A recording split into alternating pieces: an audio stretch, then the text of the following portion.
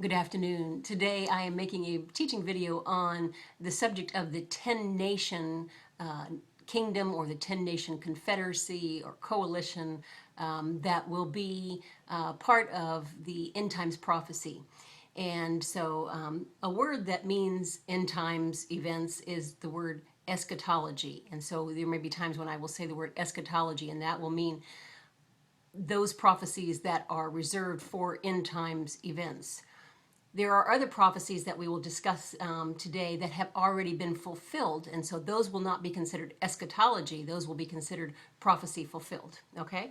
And so I want to give you a little preface of what I'm going to do. I'm going to take you through several places where the 10 toes of the statue of King Nebuchadnezzar's dream is talked about. It's talked about also in Daniel. That was in chapter 2 of Daniel, where King Nebuchadnezzar's dream is interpreted by Daniel. All of the prophecy of the preceding kingdoms before the 10 toes on this statue were already fulfilled exactly as they were interpreted by Daniel in the dream hundreds of years before the fulfillment of those prophecies. We're also going to hear about the 10 horns, the 10 nations. There's several different places, 10 kingdoms and 10 horns. And so I'm going to bring you all those different places.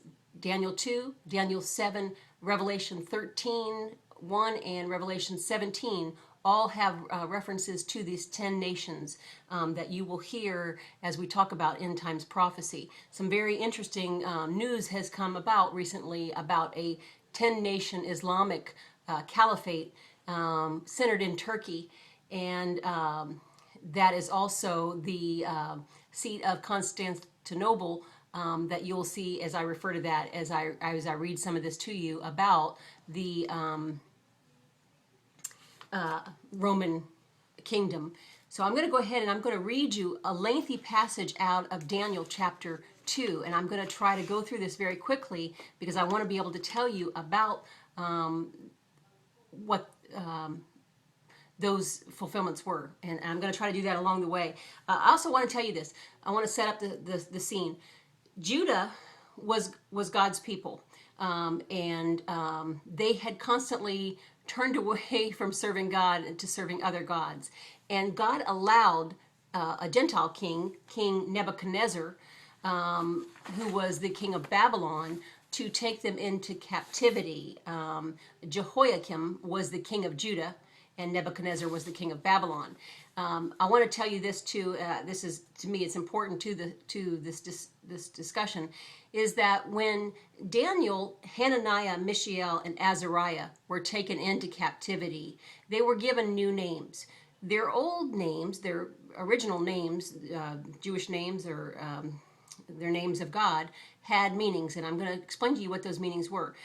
When I use the contraction Yah, it's a contraction for the name Yahweh, which we know is God. And so when I use the false gods' names of Bel, Nego, and Aku, those were false gods of the pagan culture in Babylon.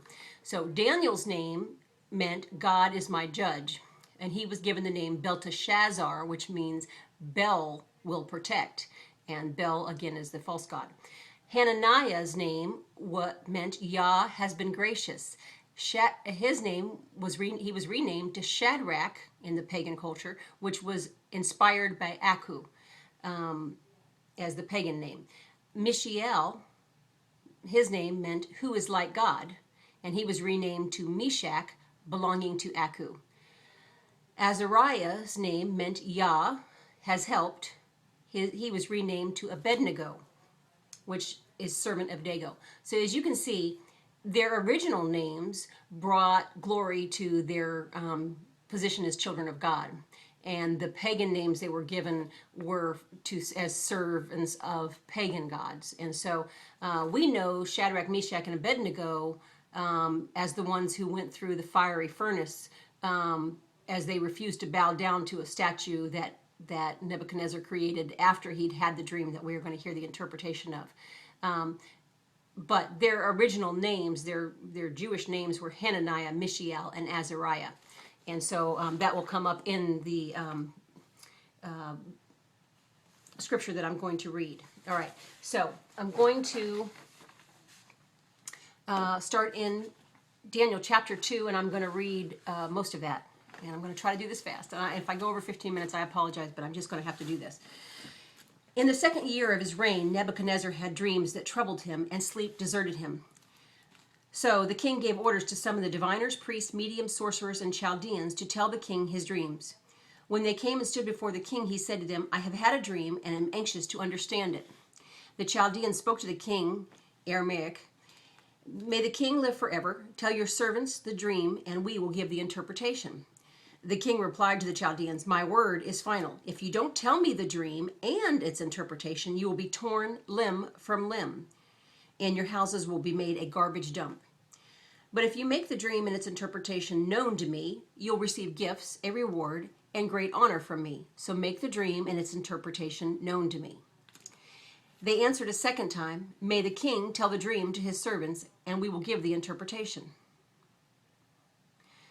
Okay, and I am reading this out of the Holman Christian Standard Bible. If you prefer a different translation, please go to that and read it yourself. But this is the translation that I chose for today.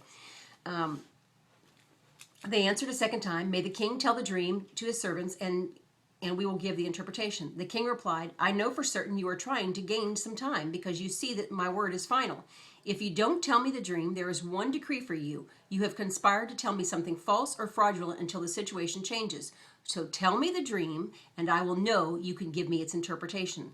The Chaldeans answered the king, No one on earth can make known what the king requests. Consequently, no king, however great and powerful, has ever asked anything like this of any diviner, priest, medium, or Chaldean. What the king has asked is so difficult that no one can make it known to him except the gods, whose dwelling is not with mortals. Because of this, the king became violently angry and gave orders to destroy all the wise men of Babylon.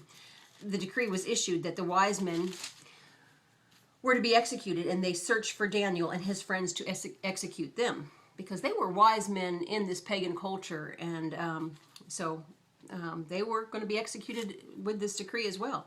Then Daniel responded with tact and discretion to Arioch, the commander of the king's guard, who had gone out to execute the wise men of Babylon.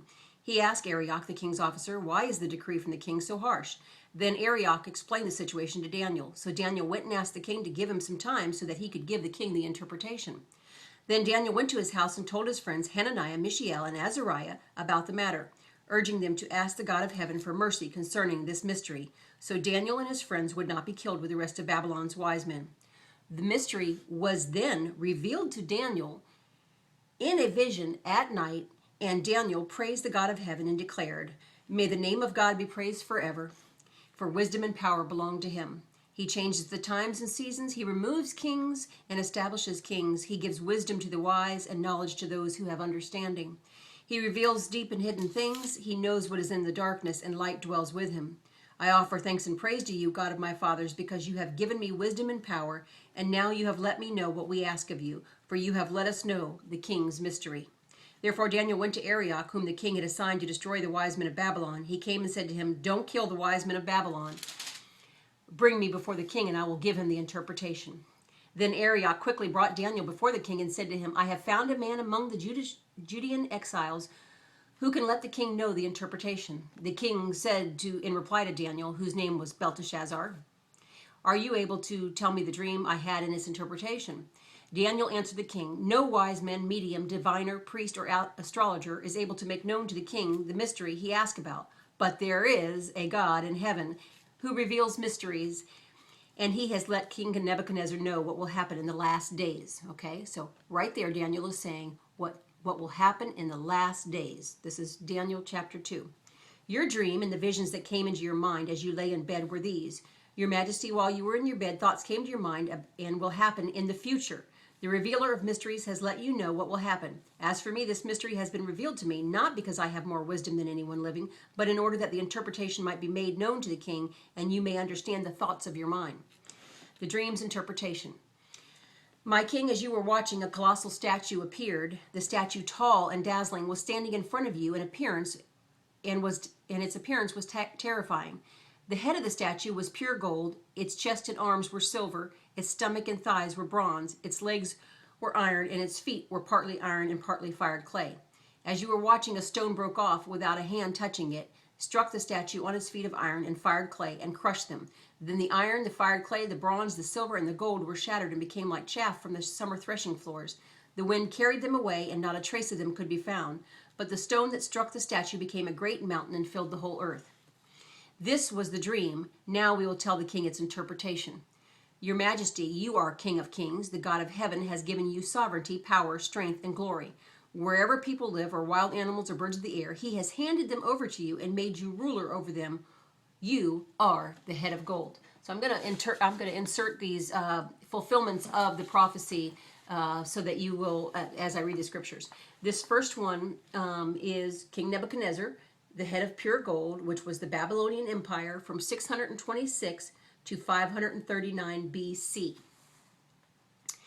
Okay, after you, there will arise another kingdom inferior to yours, and then a third kingdom of bronze, which will rule the whole earth. I'm going to tell you what these two are and the fulfillment of them. The chest and arms made of silver, out of Daniel 2:39.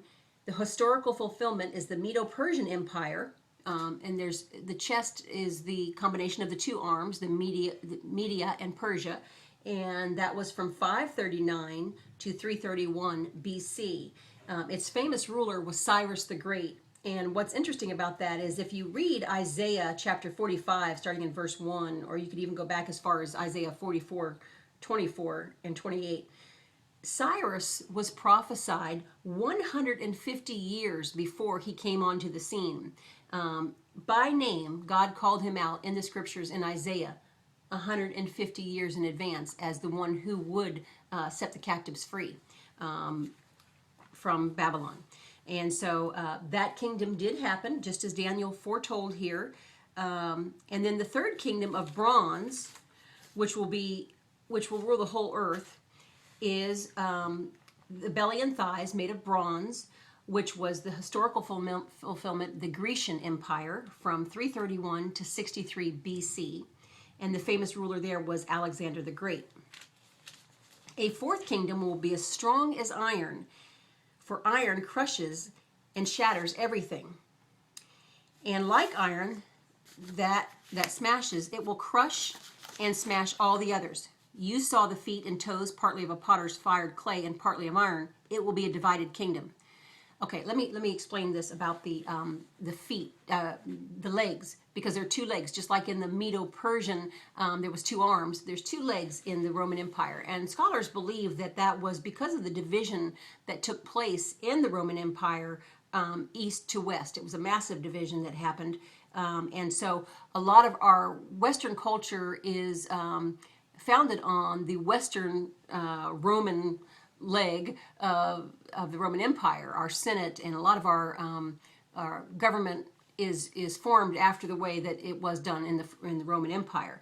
And the East leg was a separate division of the Roman Empire, and I'm going to read you some about that as well in just a few minutes.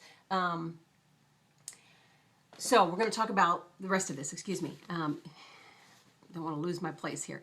It will be a divided kingdom, though some of the strength of iron will be in it. You saw the iron mixed with clay, and that the toes of feet were part iron and part fired clay. Part of the kingdom will be strong and part will be brittle. You saw the iron mixed with clay. The peoples will mix one another, but will not hold together, just as iron does not mix with fired clay. In the days of those kings, the 10 nations, the 10 toes, the God of heaven will set up a kingdom that will never be destroyed, and this kingdom will not be left to another people. It will crush all these kingdoms and bring them to an end, but it will itself endure forever. Okay, and it goes on to talk about the stone. I just want to concentrate on the 10 toes for right now. All right, so now I've read you out of Daniel 2. I want to go to Daniel 7, and I want to read verse 7 and verse 24. I may read you a little bit more here because it's very interesting to me. Let me see what time we got. Oh, I'm almost out of time. Well, I'm going to go ahead and read you Daniel 7:7. After that, in my vision at night, I looked, and there before me was a fourth beast, terrifying and frightening and very powerful. It had large iron teeth, It crushed and devoured its victims and trampled underfoot whatever was left. It was different from all the former beasts, and it had 10 horns. While I was thinking about the horns, there before me was another horn. Okay, I'm not going to go there because I'm really running out of time. You can go there and read this in Daniel chapter 7. Now, this is verse 24. The 10 horns are 10 kings who will come from this kingdom. After them, another king will arise, different from the earlier ones. He will subdue 3 kings. He will speak against the Most High and oppress his saints and try to change the set times and the laws. The saints will be handed over to him for a time, times, and a half time. Okay. There's a lot of times that we are given about a 3.5-year period, a 7-year period, 1,290 days, which is the same as the 3-year period. I'm not going to get into all that. I just want you to know that there will be 10 kingdoms, just as outlined here in Daniel chapter 7. Now I'm going to go to Revelation 13, verse 1. And again, you can look these up yourself. And the dragon stood on the shore of the sea, and I saw a beast coming out of the sea. He had 10 horns and 7 heads, with 10 crowns on his horns, and on each had a blasphemous name. See, blasphemy. It's always going to be against God. The beast I saw resembled a leopard, but had feet. Okay, I'm not going to keep reading that. Now, Revelation 17. Let me see if there's anything outside of Revelation 13. No. 17:12. Says, the 10 horns you saw are 10 kings who have not yet received a kingdom, but who for 1 hour will receive authority as kings along with the beast. Okay, so I've established that. There's already been fulfillment of all of the other nations represented in King Nebuchadnezzar's dream statue. We had the Babylonian Empire, the Medo-Persian Empire, the Grecian Empire, the Roman Empire, and now the only thing that has not been fulfilled, has not seen fulfillment, is the 10 kingdoms, the 10 toes made of iron and clay. So we can assume that there's going to be a Roman influence in these 10 kingdoms. Now, let me read you this. This I found very interesting. I just looked this up online and typed in, Bible prophecy, 10 kingdoms. And I found this, and I thought this was very interesting. I'm just going to read it exactly as it is. The Bible warns the final empire on earth just before Messiah, Christ, returns will be a reunited Roman Empire of strong nations mixed with weak nations, iron mixed with clay, over which the Antichrist will rise. Europe, ? Okay, so he brings the scriptures out of Daniel. This one's out of Daniel 9. Whereas you saw the feet and toes partly of clay and partly of iron, the kingdom, and he's got in parentheses, Rome, shall be divided, now reuniting as modern Europe. And as the toes and feet were partly of iron and partly of clay, so the reunited kingdom shall be partly strong and partly fragile. Daniel 9, 41 through 43. Also in parentheses, this will be the kingdom of the Antichrist and Armageddon. Okay, then he's brings the same scriptures that I already brought you from Revelation 13, and then again from Daniel 7. And then he goes on to say this. The Bible clearly says in the last days 10 nations will rise out of the ancient Roman Empire. Many, not all, believe these 10 nations could rise out of European Union, as we now see the strong mixed with weak nations of Europe reuniting into a powerful federation.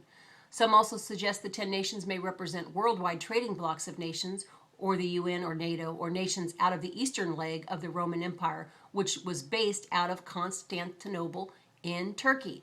Constantinople was part of the eastern leg. Turkey is what is now being called the seat of the Caliphate for Islam, 10 nations. So that's very new information. It may or may not be the 10 nations that we're being told of, but it sure does seem like it, since it's coming out of the Roman eastern leg.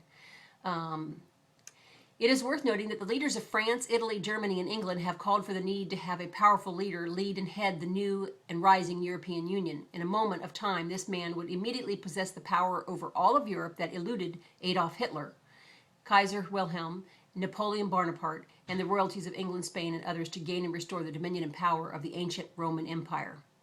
Okay, so I've given you a lot to think about. I've gone over my time, so I'm going to stop there. But I just encourage you, as you want to know more about Bible prophecy, that you would sit down with the Word and with the with the Word who became flesh, Christ, seated with you. Ask him to bind the enemy in every way so that you can hear him as he unfolds the scriptures to you.